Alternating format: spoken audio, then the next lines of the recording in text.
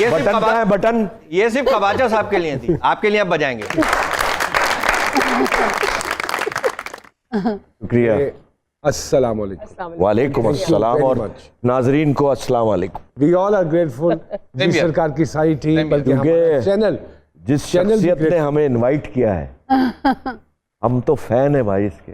अरे अल्लाह अकबर मालिक। और गुस्सा भी आता है इसकी अदाकारी देख के, यार हम क्यों नहीं कर सकते ऐसा। लेकिन कोशिश करता हूं मैं, और कोशिश में बड़ी वो है, और बाज जगह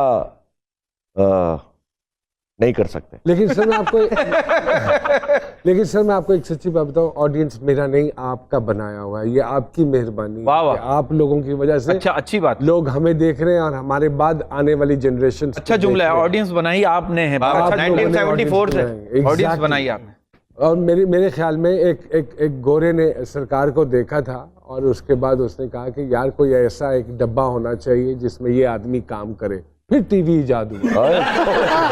बहुत शुक्रिया, आपने मेरी उम्र का अंदाजा लगवा दिया ऑडियंस के साथ। बेरोज भाई माशाल्लाह माशाल्लाह माशाल्लाह माशाल्लाह, अल्हम्दुलिल्लाह अल्हम्दुलिल्लाह। कितने साल हो गए बेरोज भाई काम करते हुए? 55 इयर्स।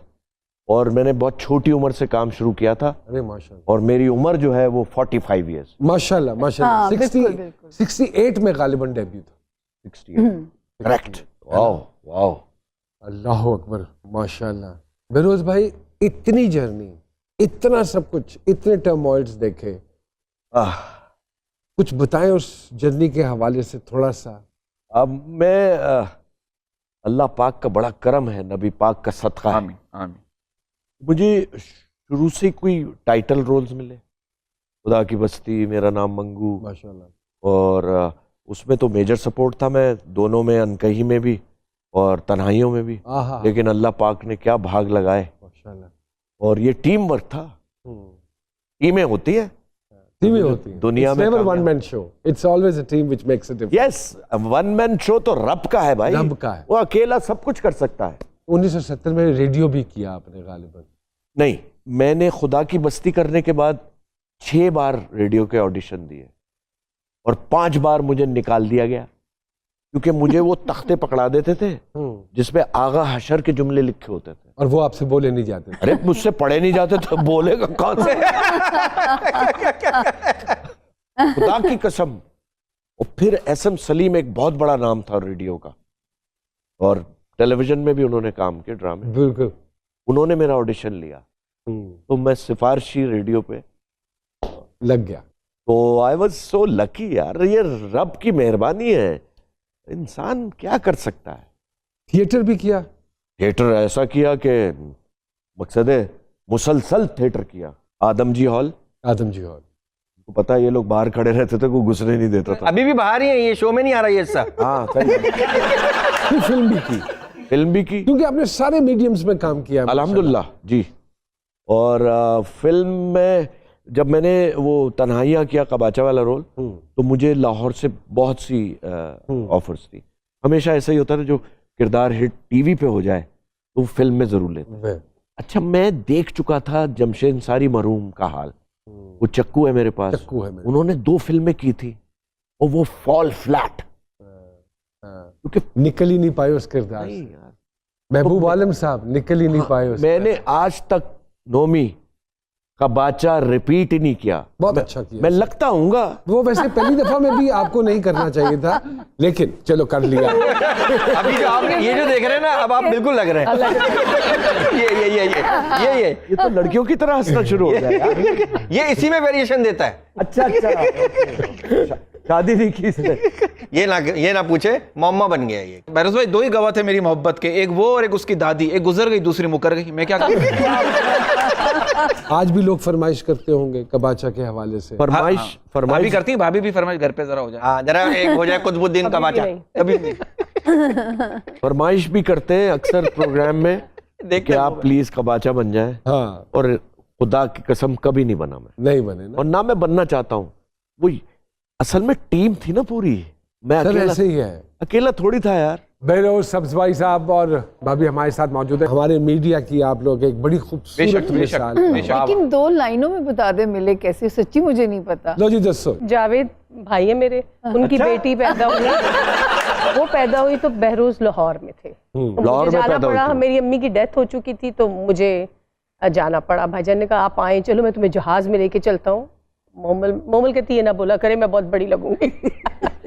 मैं इस्लामाबाद में थी और मैं फिर लाहौर गई। फिर मैंने ख्याल किया मोमल पैदा हुई, ये लोग होटल में स्टे था आप लोगों का, इंटरनेशनल होटल इंटरनेशनल क्योंकि में बहरोज भाई की दोस्ती थी। दोस्ती हिसाब थी, से। तो बस वहाँ देखा था ज्यादा। अब ये आगे खुद ही बताएंगे मुख्तसर किस्सा। आगे क्या बताएं, फिर तो टेक ऑफ हो गया जहाज। 45 साल हो गया फिर। 45 साल पुरानी दोस्ती। जी हाँ, हाँ जी, अल्हम्दुलिल्लाह। और शादी 36 ईयर 36 साल हो। अरे माशाल्लाह। अच्छा, बात ये है कि शो बिजनेस से ताल्लुक है। जैसे राबिया ने संभाला है इस शख्स को, Yes. एम आई राइट और जी रॉन्ग? बिल्कुल बिल्कुल। अल्लाह उसको सलामत रखे। आमीन सर। बच्चों वैसी की 2 होनी खुशियां चाहिए दिखाए। सर। Sir, you are वैसी 2 होनी तो चाहिए। यार मैं तो ये भी कहता हूँ ऐसी 2 होनी चाहिए। और रोमन भाई को संभालना किसी एक खातून का काम नहीं है। बाल ही नहीं पैदा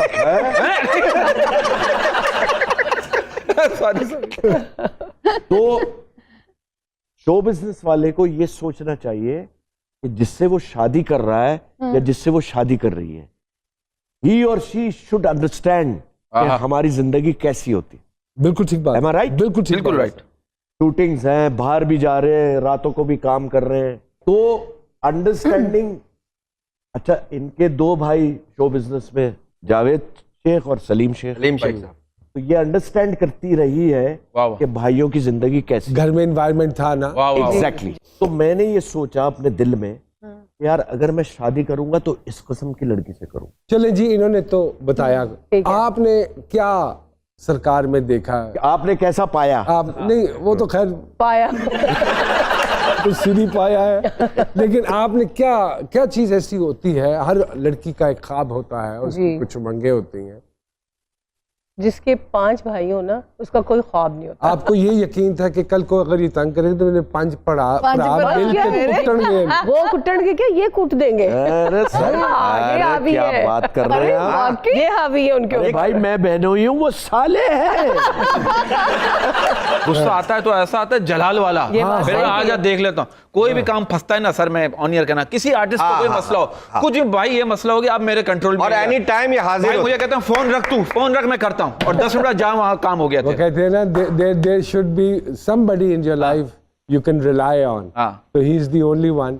A lot of people they rely on him. बिल्कुल बिल्कुल, हाजिर होते हैं ये हमेशा। भी Sir, अल्लाह love की you. तरफ से एक अनायत है। Love you कि too. आधी रात को भी आप बहरोज भाई को फोन करें तो हराम है कि उठा ले।